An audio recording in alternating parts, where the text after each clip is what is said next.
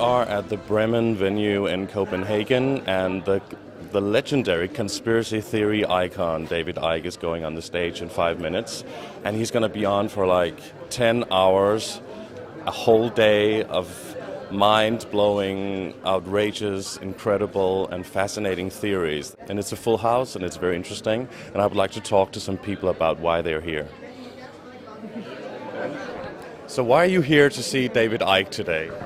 To get my opinions about the world challenged a bit, and because I think that a lot of his views actually make sense when I look at our society, so I'm very excited to hear him.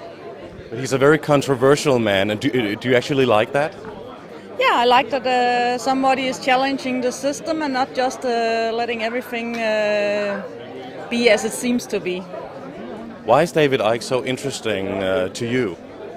Because he seems like a sincere and honest man. At least I'm sure that he believes what he's talking about, and I think it's very interesting what all his opinions about the world. I'm here because he's in Copenhagen, and actually I believe I'm one of the persons that have investigated the man for the longest time, and I believe I know just about everything that he has to say today.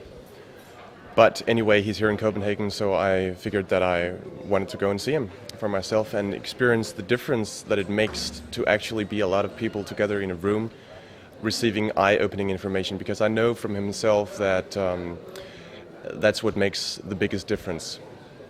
How long have you been interested in David Icke? 6 years. And I've been doing a lot of research on David Icke and other conspiracy researchers as well. Other researchers in the fields of quantum physics, energy, spirituality, and come to the conclusion that all of the researchers, all of the other researchers that I've checked out, their statements magically fit into the helicopter view that I think David Icke has given me. So you came all the way from Norway to see David Icke today? Yeah, I've been following from a lot of years, seeing him on YouTube. Very nice channel for getting information, but many of the things out there can be not fact and just people finding up stuff, but many of the things David Icke says is really true and has come true in the future, so yeah. I'm here because he has inspired me a lot about different aspects of life. For example, about consciousness and the media, how the media is manipulating information, so there's a kind of censorship. And he's very entertaining also. He has humor, so it's mixed with humor and serious information, which normally not coming out in the media. I'm here because I like David Icke. I have been having his emails for many years, and I very like what he is telling, and I'm very interested in it. I've myself been interested in the spiritual and personal development for many years. So yes, I like to see him in person myself on the stage today, first time. I stumbled upon David Icke, I think 8 years ago, and was like first blown away by his radical different perspective, and just sat in amazement and watched maybe 2 or 3 hours on the internet with him, and then I think I just put it away because it was like too much for me at that time. The last couple of years, I think 2 years ago, I started watching something again, and I could see, I could feel his authenticity and see, okay, he's got something. So. But why are David Icke's theories so important to you? I mean, his theory is not fact, but it can be possible, and I don't say it's true, but I say it's a possibility that this might be true. So, but there's a lot of people, when you tell people about David Icke and other stuff, they tell you you're a conspiracy nut and you're brainwashed and manipulated, but really you're not, because you're seeing the picture from a whole nother view and analyzing the situation. So, which one of all his many ideas and theories are your favorite, you think? yeah, he tells a lot about the Bilderberg Group and how money is controlling the world, and I'm pretty sure that in that area he's very right about the world. So. It's because he's turning everything around and see it from another perspective. And I really think there's a lot of bright things in what he's saying. Not that I agree with everything, but very many things I agree with him. So yes. Do you like that he's so controversial and he's going against the stream? I absolutely like that, because that's a very, very necessary thing to do. It is becoming increasingly obvious that the official version of the world, the official version of events, is not in any way based on truth. It's not based on investigation, and the people that believe mainstream media do that out of habit and not out of investigation, and I find that very hard to respect, and I totally respect people that stand up against this system because it's not in any way based on truth. They're important because they reveal the nature of reality, most of all, and they reveal the nature of the power structures and the whole media circus, which so many people are depending on, and it kind of undermines the whole thing. So if everyone knew what David Icke is saying, and so many other people, the world would be a very, very different place, and a place that I would like to live in. He's inspired me about many different aspects. One is about consciousness, that we are more than 5 sense reality, that we are not only body and mind, but we have also a consciousness. And about the drug industry, how they're manipulating with drugs. So they create a kind of like manipulation about that you could be happy with pills, which is not true. And then about how the government and the military implementing fear about terrorism, which is not true. They have created it by themselves. So he called it the problem reaction solution aspect, how the government or corporation manipulating media industry so they can create more fear, and through fear they can create more control, and then you have the back circle, like Hitler he did in one way in the Second World War. But which one of all David Icke's ideas are the most interesting and fascinating to you? Everything about money, corruption, world governments, everything. Like, what is money? And yeah, I see there can be a connection from the bloodlines with Egypt, but I don't know for sure. But the things I know is money today, and he's talking about it, and what is money, and I found it very interesting to know, because as a young kid I grew up with the music of Omar Shakur, Tupac, and he was speaking about the government and how it really works, and that's how I got into it. And having my friend from Norway, all the way from Norway, so we're going to enjoy the show, and yeah. What do you think you'll get from this? I'm getting my mind to explore the world, and that is, I think it's very healthy to think about things, and yeah, not just letting us drag along like sheep here in the world. I think only there's one theory for or against, you know, the Illuminati and all the government that is ruling the world, and I agree that there's something ruling behind what we can see. So yes, I very much agree that. I think about his radical, positive perspective about what human beings can do. Like, well, he puts a needle in the balloon with all the authorities out there and points to the authority in the heart, and that's the most interesting thing, I think. I think everybody's important, but he's a good messenger. So I believe in his concept of one consciousness and wanting to learn more about it, and that everybody's one, and yeah, the matrix, and very interesting stuff. On a quantum level of the universe, everything is not only connected, it is in fact one.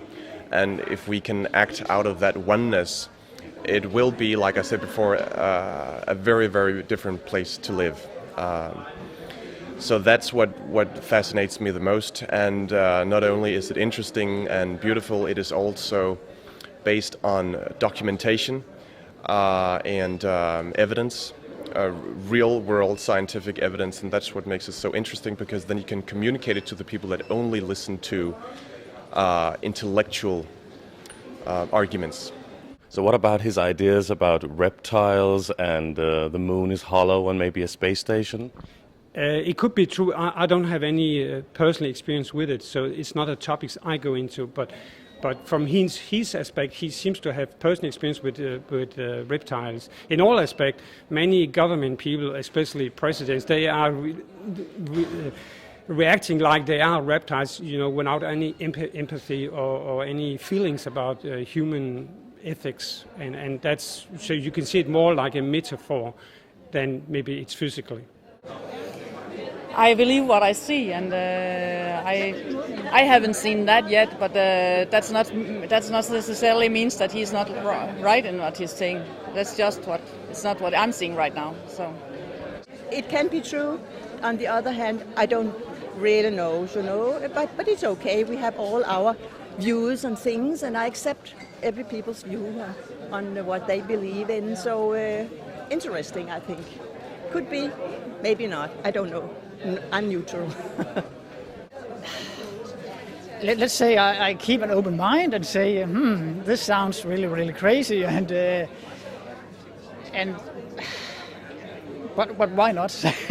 The world is, I think the world is much more fantastic and much more crazy than we are taught in school. And I try to keep an open mind and see what fits the picture with what does scientists say about the moon and what.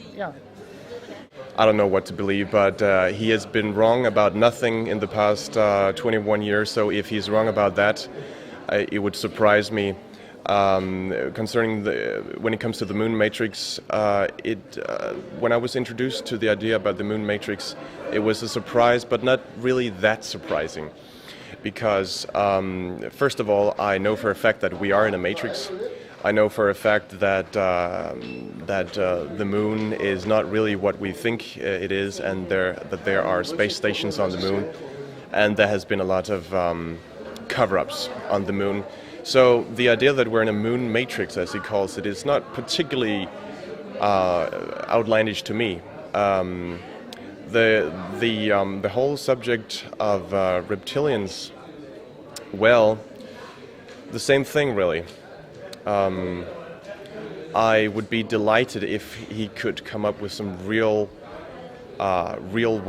scientific, rock-solid evidence that he can show to people. But it is not the first thing that people need to know, really. The first thing that people need to know are the global power structure, the way that the few at the top control the many by simply letting society control itself. That's the first and most important thing that people need to understand. Probably what I'm most turned on is consciousness. He's talking about the connections between mind, body, and consciousness, that we are more than matter. And this is one way that the human race can be liberated, is that we're realizing we are not conditioned just to family legacy and cultural legacy, but we are much more. And by implementing that into the school system, education system, it can be a totally change in society, in academic environment, that we are more than matter. And because we are more than matter, we can go beyond that. Doesn't it sound a little bit like the movie Matrix or Star Wars or Star Trek or X-Files or something like that? Doesn't it become a little bit too sci-fi? No, because everything is well, all the sci-fi movies are based on science. Therefore, it shouldn't really be called science fiction. Well, the fiction, you can call it fiction if you don't really know how it's possible. Now that we do know how it's possible through the science of quantum physics, it becomes a whole different story, really. And The Matrix is not a movie. The Matrix is a very, very real thing. You can conclude that when you take a look at the frequency spectrum that we live in, and if we take into account that human beings live in a very, very narrow range of frequencies. That's what referred to as the Matrix in the Matrix movie, and it's not just a film. It's a very, very real thing. So it's not only heavy and serious, but he has his typical English humor. So is David Icke an important man in this world today, you think? Absolutely, yeah.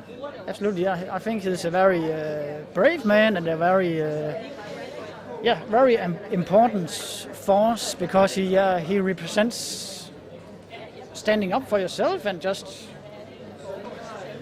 presenting what you think is real and not trying to shove anything down the throat on anybody. So I think he's a very important man today, yeah. Ladies and gentlemen, David Icke.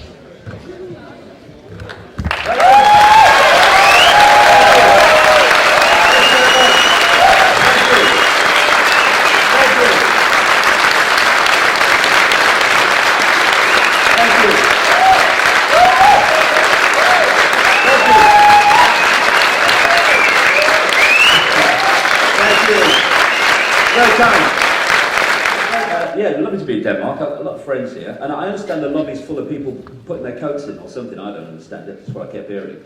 It was like something from the Matrix. We played the opening video and then played it again. I thought I'd just seen that little cat in the Matrix. You know, there'd been a blip in it. Deja vu. But they say I'm crazy, you know. Well, if I'm crazy, what is the story of Bin Laden being killed again? I mean, what's that?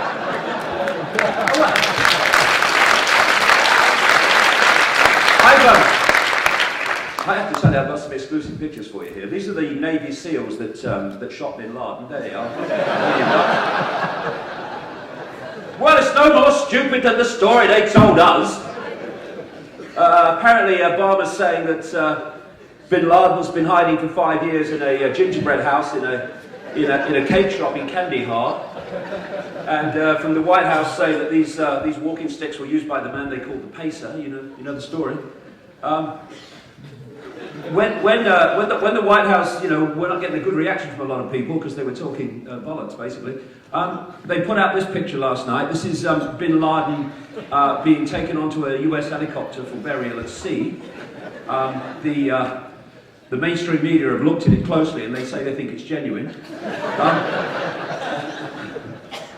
And this is the official report by the White House press office of the whole Bin Laden story. How far we have come. We think that all these random events have gone on all the way through, and then you look back and you can see a pattern. And I can certainly see a pattern in my life. I came into the world there, and I was delighted to be here. Can you see? I loved being here. Earth's a shitty place, Mum. I want to go home. Nice to where I came from. And then I became a professional footballer, and that gave me a lot of things. But when I got rheumatoid arthritis, I played with rheumatoid arthritis as a professional footballer. Mad or what? For about, best part of 5 years. Until I had to give up. And that gave me access to tremendous will and activated a tremendous will to keep going whatever. Then I went into television and started to experience the media and newspapers and realised, well, hell, they never believe a word. If you ever saw a television newsroom or a newspaper newsroom, you would never believe the date ever again. And then I became a national spokesman for the British Green Party because all the way through 1989, I felt when I was in a room alone, I wasn't alone. And it got more and more tangible and more powerful as the year went on. And as we went into 1990, March, just before I went to this lady, I was sitting in a hotel room in London when I was working for the BBC. And I just said into the apparently empty room, but it didn't feel like it, if there's something there, would you please contact me, because you'll drive me up the wall. And a few days later, I came across this book, Mind to Mind. Long story, very serious, very strange coincidences and happenings led me to the book. So I went to her. She was a hands-on healer, which is just an exchange of energy, no mystique about it. And what happened there put me on this journey to where I'm standing now, because I went saying that I had arthritis, true, and I think hands-on healing might help. And I didn't want her to know what I really wanted to know, which is, was there some presence around me, because it was driving me up the wall. So I went there, went a couple of times, hands-on healing, very nice chat, other dimensions, all that stuff, all made sense to me. And then went the third time, and bang, bang, wallop, it all started.